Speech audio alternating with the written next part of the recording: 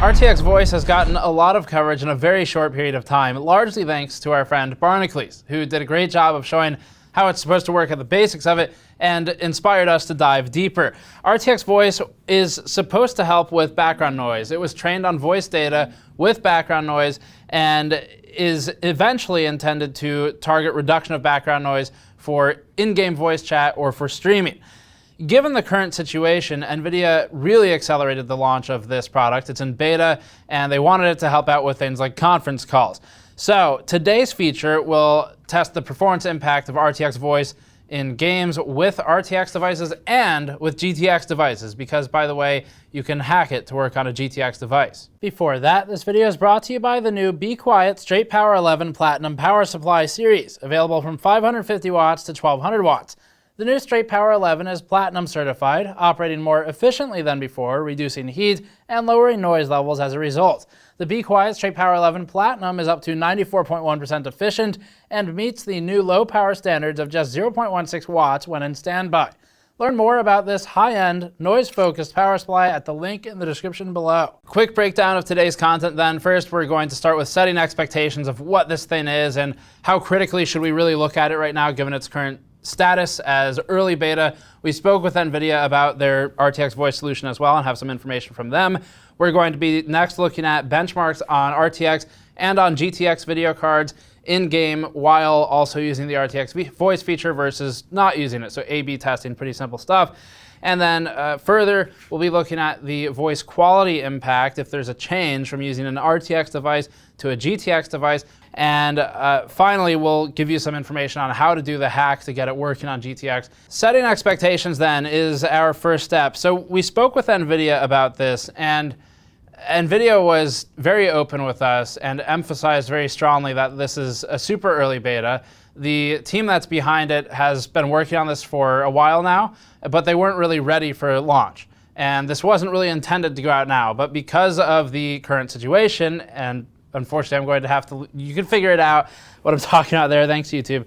But the current situation has inspired an outburst of conference calls and working from home. And so RTX Voice was pulled forward ahead of all the other projects in the pipeline to try and meet the current high demand for better quality audio, especially in the mainstream audience. People who have maybe never played or streamed games before really on a PC, but are doing some form of conference calls where they could use this. GTX. So before the outrage machine really gets going, the GTX future of RTX voice compatibility is currently uncertain. We spoke with NVIDIA about the performance results that we saw, and NVIDIA hasn't really even had much time to do internal performance testing. This is a relatively small team in the scope of things, and it also has some logistical challenges with working from home right now. GTX does work. The performance impact, spoiler alert, is bigger, and we'll talk about why we think that is later. And the team isn't certain if they're going to enable it on GTX later, but they also don't want to, NVIDIA doesn't want to worsen performance significantly in gaming with a feature that is initially targeted for gaming use. So if it's not going to perform well, then they probably won't turn it on. We'll see if the hack remains in there though. Eventually this will become a very streamer or content creator targeted piece of software, and the end goal is to optimize it more heavily and get it running more on the Tensor hardware, Tensor cores and RT cores in the device. This runs on cuDNN, which is an NVIDIA solution. And I think probably before giving any more background information on this, let's get into the benchmarks, and then we'll talk more about what it all means and setting the stage of expectations for RTX Voice in the future. We'll start with a benchmark of RTX Voice running on RTX cards. Then we'll show how it does on the GTX 1080 FTW. This testing uses our standard test methodology for GPUs, except for RTX Voice. When RTX Voice is installed and enabled, we're using a mass drop PC37X headset with a 3000 RPM industrial Noctua server fan pointed towards the wearer from about half a meter away. The intent of this is to create a less reasonable representation of background noise to try and stress the software more, if it even works that way. We don't really know yet. We then count throughout the benchmark with occasional pauses. So 1, 2, 3, 4, and so forth to keep some regular noise that is repeatable in testing. We attempt to give RTX Voice something to do with this, but do break at every 10. So we pause at 10 for a couple seconds, we pause at 20 for a couple seconds, and it's all to just try and create some stress workload that is repeatable. This is with Windows Voice Recorder running, which we found to have the lowest interference with benchmark results and which works with RTX Voice. We had trouble getting the speaker setting in RTX Voice to work, so these benchmarks are only for RTX Voice running with the microphone. The impact should be bigger with speaker processing for a Discord call, which we did try, by the way, but we were unable to get it working in time for the benchmarks. The first test is with Shadow of the Tomb Raider at 4K, with all RTX features disabled. This is strictly rasterized game content, so the RT cores and Tensor cores are not taxed by the game. The RTX 2080 Super ran at 62 FPS average baseline with our settings, 54 FPS 1% lows, and 53 FPS 0.1% lows. Frame time consistency is extremely good in this title for the 2080 Super, and that shows here. Enabling RTX Voice dropped us to 56 FPS average, which is a reduction of 9.3% on the RTX video card. This would imply, to us anyway, that there's overhead somewhere outside of the RT cores, since they are unutilized by the game. The 1% and 0.1% low reduction is about 10.5%. Seeing performance hit in a non-RT benchmark, again, indicates to us that something else in the GPU pipeline is loaded. It seems heavy on copies right now, looking at the resource monitoring, and NVIDIA told us that it's not yet at the optimization stage, but the company will be working on it as the application matures. It's very clear that RTX Voice isn't only running on RTX hardware right now. Otherwise, we should see nearly zero performance hit to games that leave the RTX hardware idle. Switching to the RTX 2060 Ko at 1440p in the same game, we measured a 72 FPS average baseline, with frame times again highly consistent on the NVIDIA card. The drop was about 11.7% from baseline to RTX Voice enabled, with a 14% hit to low frame rate performance. We're next testing the GTX 1080. To reiterate an earlier point, this isn't supposed to work on GTX, and it is a hack. So you get what you get. NVIDIA hasn't validated this internally. The results are interesting. The GTX 1080 falls from 71.4 FPS average at 1440p to 59.6 FPS average, which is a 16.6% performance hit. That's more than what we saw in either of the other two RTX 20 series benchmarks. The 1% and 0.1% lows were additionally hit and dropped 17 to 18% total off of their baseline. Our initial suspicion was that RTX Voice might be actually leveraging RT or Tensor hardware to some extent, which would explain the difference in the impact, despite the somewhat obviously non-RT loading in the pipeline. When we spoke with NVIDIA to try and better understand why the performance delta was higher on the GTX card, the company noted that it hasn't really gotten into the performance testing stages yet, and the product manager with whom we spoke didn't have any personal experience running performance tests against the GTX cards. We have more benchmarks in a second, but a quick note first. NVIDIA really is in an early beta stage right now, and the company is trying to get it working first. So just to kind of preempt the usual NVIDIA conspiracy theories, we'll quote Gordon of PC World. "All right, Internet, put the can of Budweiser down. Relax. This is not NVIDIA intentionally hindering GTX performance. That's not what's happening here, just to really make that clear. It's not like NVIDIA is trying to torpedo GTX performance on its software, which isn't even ready for performance testing yet. They don't even want the hit to be 10% with RTX cards, because that's obviously a massive hit for gaming, especially if you're already dealing with resource contention with streaming software, with NVEnc or something else, or whatever else is going on in the background. So NVIDIA doesn't even want to be at the 10% number that they're at now with RTX hardware. And the GTX hit, it's not like this is an intentional self-sabotage. Now, NVIDIA might disable it for GTX in the future, even though it may in the future improve in performance. We have no idea. If the performance improvement is somewhat linear on both devices, let's say they bring the RTX 20 series cards down to 2 to 3% performance hit, something like that, and they can cram all that processing in their couple millisecond window while the game's dealing with frames, maybe the GTX card comes down to something like 5 to 9%, somewhere in there. If that's the case, we'd like to see NVIDIA offer GTX for RTX Voice, but we'll see. We'll see what they do. Either way, anybody who tells you in the comments that this is an intentional hindrance has no idea what they're talking about, because if you look at the software, it's incredibly simple right now, so it's not advanced enough to really do that yet. RTX GPUs had architectural improvements outside of RT cores too, by the way, so that's probably at play here, and it may have to do with the bandwidth difference between the two series of cards we tested. It could also have to do with the way that RTX devices handle copies specifically. This is a very copy-heavy workload, and if they're advantaged there, then that would explain some of it. The next test is Minecraft RTX. We recently published a benchmark video on this game, and it's especially useful here. Like we said in the benchmark, Minecraft's low native graphics quality meant that a lot of the work could be pushed to RT cores without as much burden on things like the geometry pipeline. For this one, at 4K and with RTX Voice off, the 2080 Super did about 37 FPS average at 4K, and that was with our tested settings of 8 chunks and DLSS on. The drop was to 34.5 FPS with RTX Voice on. That's not a lot in an absolute sense, since no one's really going to notice that, but it is a percentage difference of about 6.7%. This will scale up to 1080p or 1440p, mind you, so it should be fairly similar across the board. You might still have a 7% hit at 1440. The performance impact is lower than in non-RTX games, so we assume that our hypothesis is potentially being somewhat proven. With load disproportionately shifted to RT hardware on the GPU, we're now choking the pipeline outside of usual areas it'd choke in a game, like geometry. RTX utilization in the game should have resulted in more resource contention if RTX Voice were heavily leveraging RTX hardware.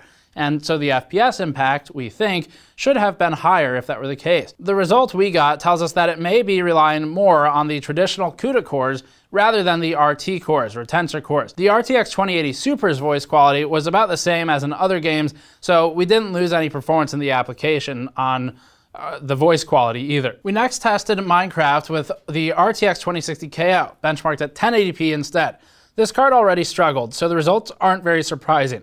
The performance hit is about 5% here. Again, it's all about relative numbers, not just raw FPS. 2 FPS doesn't mean a world of difference and is frankly sort of irrelevant, but we're more using this as a tool to try and figure out where the performance loss is happening in the pipeline.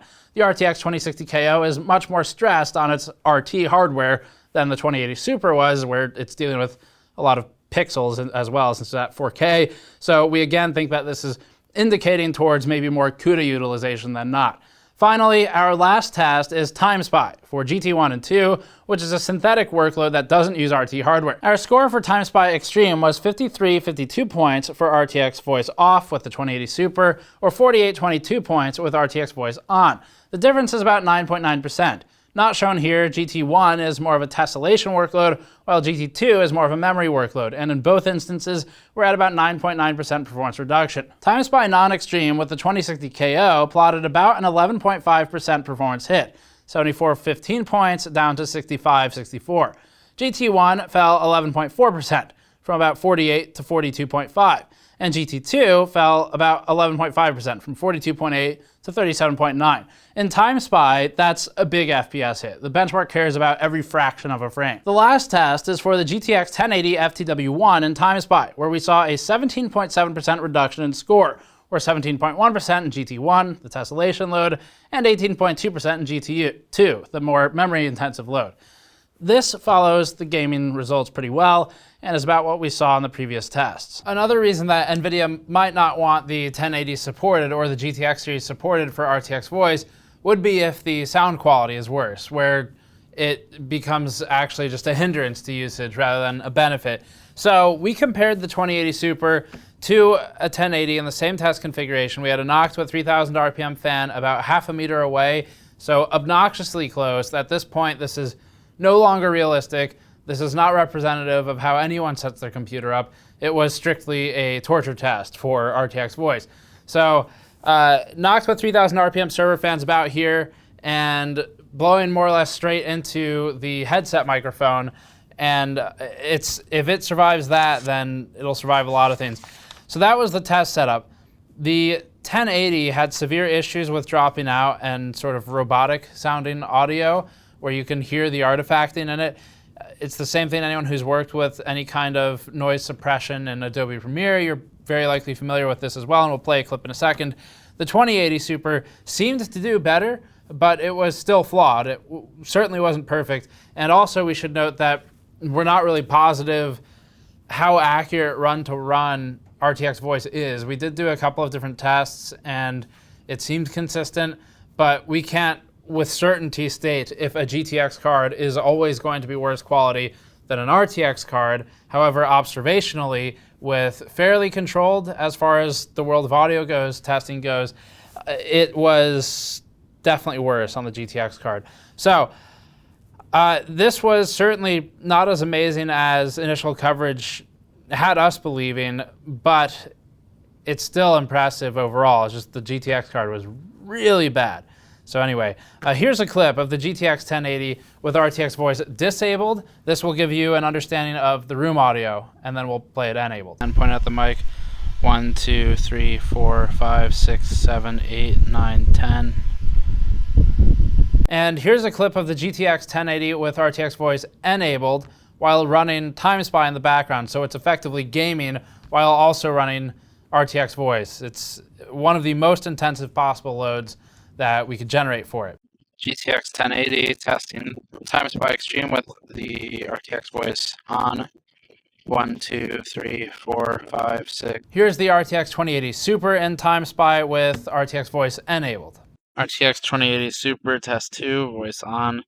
1, 2, 3, 4, 5, 6, 7, 8, 9, 10. And finally, a reminder of what RTX Voice sounds like when it's off with just the room noise, and this time with the 2080 Super, although it's irrelevant at this point because it's not doing anything on a software level. It's just how the noise sounds to the mic. Let's play that one. 1, 2, 3, 4, 5, 6, 7. Here's a quick clip of the RTX 2060 KO running with RTX Voice enabled while playing a game. 1, 2, 3, 4, 5, 6, 7. And here's a final recording of RTX Voice enabled while just at desktop with a bit of a cleaner audio track that we recorded. 2080 Super at the desktop. 1, 2, 3. So as a reminder, this is all very new software. NVIDIA isn't able to really help us remotely with any kind of insight to testing yet because they haven't done much of that themselves yet. This was pulled way ahead in the pipeline in a more normal use case, so with fairly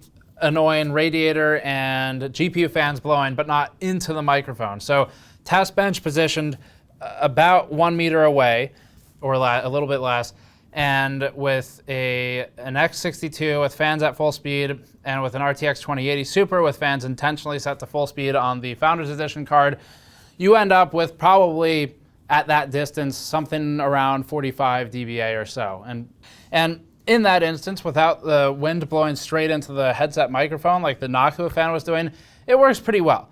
And overall, the sound quality is good-ish. Now, you still get that robotic, the aberrations and weird noises that happen in the background, but it is certainly better than some of the tests we just showed with the Nocto fan blowing into the mic. So this technology, it's good, but right now this is not something we would use for streaming. It's beta. It should be probably called alpha, and there's a performance hit that is significant in gaming applications right now. That should change, we're told. And there's also kind of questionable gains in audio quality sometimes, where you almost rather have the more natural sounding voice rather than the weird clipping that you get otherwise. All that said, this is still overall shaping up to be impressive technology. It has a little bit to go, but it's going the right direction. If you want to set this up on GTX, here's what you do. It's pretty simple. So we found these steps in an online forum, and then we modified them for more clarity. You download and run the RTX Voice installer first. Step 2, navigate to C drive, temp, NV RTX Voice. We'll put this on the screen. NV AFX is the final folder, and then you copy RTX Voice.nvi as a backup. Keep that, and open up RTX Voice.nvi with Notepad++ or something. Delete the text that will show on the screen, but it is in the constraints section, and that text says constraints, property name, feature RTX Voice, and so forth. So you delete that whole block. Make sure the rest of the formatting and spacing is maintained the same on the sections above and below it. And after that, go back up a level to NV RTX Voice and the temp folder that it's in, and run setup.exe as admin. If that doesn't work, navigate up a level and grant folder permissions to your user account to that folder, or if you want to be lazy about it, you can grant all permissions to it and attempt again, and maybe reset your permissions after that. That will allow it to run and should work. Well, I mean, should work as well as it'll be allowed to work. The GTX 1080 doesn't always sound garbage, but it sounds garbage when you point a fan at it more so than the 2080 Super does, and we don't have an explanation for why. We don't know if that's because the RT and the tensor cores, or if it's weaker hardware or just the software doesn't have any parameters in it for Pascal, no idea, but it didn't sound the same, and it was under roughly the same test conditions. So something's going on, and it might be because it's not supposed to work. A couple notes. We found a few bugs with RTX Voice outside of the application itself. One of them was repeat initialization errors that were really frustrating, where it would not detect our audio devices. We finally figured it out, and it's simple. When you go to install RTX Voice, make sure that your audio devices, mic and headphone, are both plugged in and on or active. Otherwise, at least in our case, it bugged out, and once you connected them later, it didn't understand what they were. So they have to be in there when it's installed. We also noticed that on boot, it indicates that it's failing to initialize again, even if we don't launch it, so it starts automatically, which you can go kill in MS config if you want, but starts automatically and then fails to initialize. And also, if you want to exit the application, you have to kill it in Task Manager. Killing it in the system tray doesn't actually kill it. A couple final notes here. We've seen some confusion about how this works. So there's a lot of talk about AI and deep learning and all of this, all the buzzwords. They're actually used, but the thing that people commonly misunderstand is this is not live while you're using it, sending your data back to the server to be analyzed and then sending it back to you to be played back. So you will not be sending your information to NVIDIA unless you opt into it on their feedback form on their website. They're not listening to your calls as far as we understand, obviously. RTX Voice, NVIDIA told us, does not store or transmit any of the data that it encounters back to a server. It doesn't do any remote data processing. It's all done locally and done on the card that you have installed. And all of the deep learning testing that this marketing talks about in the pages they quickly threw together, that was done on site before the software shipped. So it's not being done live with your data going back to a server. Just wanted to clear that up. If you wanted to contribute to NVIDIA's development of RTX Voice, they do have a feedback form open. It is not only opt-in, but you have to go find it on the internet. So as far as we're concerned, that's fine because it's all voluntary by the user. But if you want to feed data into it, go for it. They have a process where they have both a machine oversight and an engineering oversight because, to quote the rep, garbage data produces garbage results. So they need to make sure that the data that comes in is actually useful to them and not just you holding a leaf blower against the microphone and then playing Never Gonna Give You Up in the background. So I'm sure they'll get a lot of those submissions now, though. And that more or less recaps it. So it's overall okay. If you have a more reasonable amount of background noise, like your computer, and it's not a blower fan pointed at the mic, it seems like a fine thing to use. You will have a performance hit in games. We probably wouldn't recommend this for streams where it's maybe a source of income for you because it's beta software and it's buggy. But for conference calls, if you have people complaining about audio quality, well then it seems like it's an okay thing to try out in the least. The concern we would always have with this type of software is that any kind of noise suppression, you deal with potentially having parts of your speech cut out without you knowing it.